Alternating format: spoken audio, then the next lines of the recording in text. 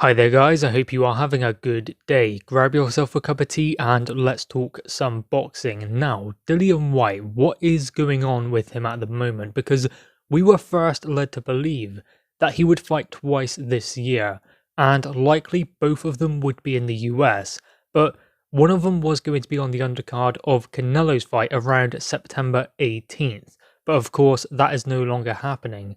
And it is exciting to hear that Canelo will be fighting Caleb Plant in November for the undisputed super middleweight titles. So that's very exciting, but it doesn't seem like Dillian Whyte will still be on that card. It seems like now he will come back to the UK and maybe fight around October. So it was previously proposed that he could fight Jermaine Franklin in the US, then maybe after that stay in the US for one more. Now, that was probably to put pressure on the WBC to make his presence known in the world of boxing a little bit more, and make sure that he actually does get his opportunity next year, because he has been waiting for a long time, and barring any slip-ups now, you would expect him to get his opportunity next year. I mean, apparently there are some proceedings going on now behind the scenes with Dillian Whyte and the WBC. With this date being pushed back with Deontay Wilder and Fury as well, it is going to be nearly 2 years by the time Tyson Fury defends his WBC world title, especially if October 9th does not come off. Even if it does, that's what, 16, 17, maybe 18 months that Tyson Fury has been champion of the WBC and hasn't defended it. If October 9th does not come off, then it won't happen until about 2 years after the second contest, and that cannot happen. How can someone be a champion for 2 years and not defend the title? I mean, it just cannot happen. Dillian Whyte is there. He's in the position of being an interim champion. Just upgrade him to full champion if that were to happen, because October 9th is late enough for Tyson Fury to defend this world title. If it is moved again, then, I mean, there is no harm in Dillian Whyte becoming a full champion, then Tyson Fury being guaranteed the opportunity at the winner of, say, Dillian Whyte versus Deontay Wilder. They've done it down in the lightweight division with Devin Haney, so why not do it with the heavyweights as well? It just keeps that division moving and gives opportunities to new challengers, because there are challengers in the WBC rankings after Dillian Whyte coming along now. So at some point they're going to need their opportunity, but they can't get it before Dillian Whyte. If they do, then that's absolute madness. So it takes Dillian Whyte to get his opportunity before they can, and as of yet, that hasn't happened. So to keep the heavyweight division moving, some decisions need to be made, especially if October 9th does not come off. Now, there are no rumours that it won't happen, so hopefully it does go ahead, so that they can get things moving once again, and Dillian Whyte perhaps can be called as mandatory in 2022.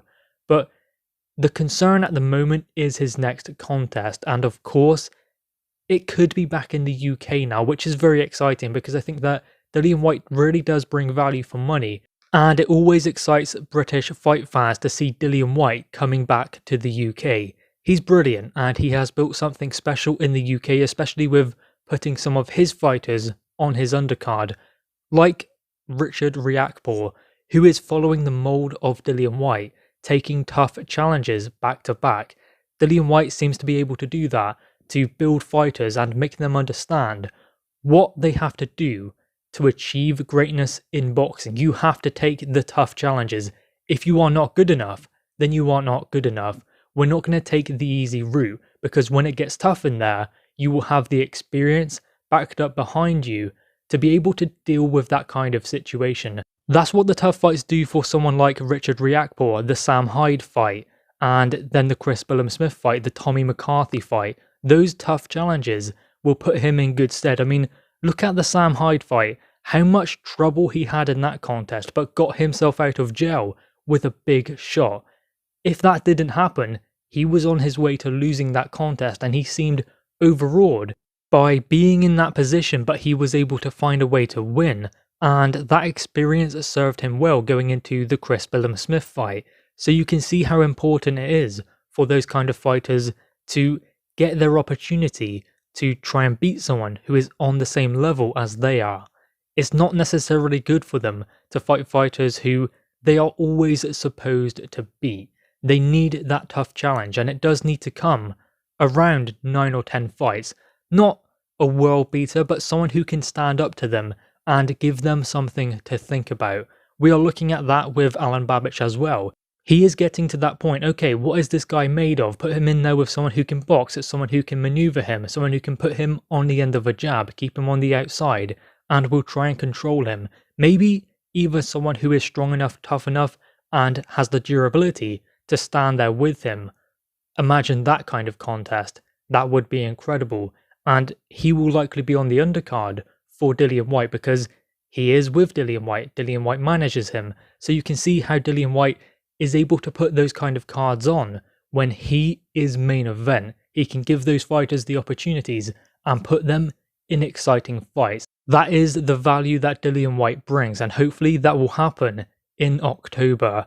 Maybe next year he finally gets his world title opportunity, and who knows, if October 9th does not come off with Tyson Fury and Deontay Wilder, maybe Dillian Whyte should slot in and get his chance to fight Deontay Wilder as WBC champion, because obviously he is interim champion right now, and if anything were to happen, like say the WBC decided to make Tyson Fury champion in recess, then Dillian Whyte would have to be upgraded to full WBC world champion. Then he would go into the contest as the champion, Wilder as the challenger, then Tyson Fury fights the winner.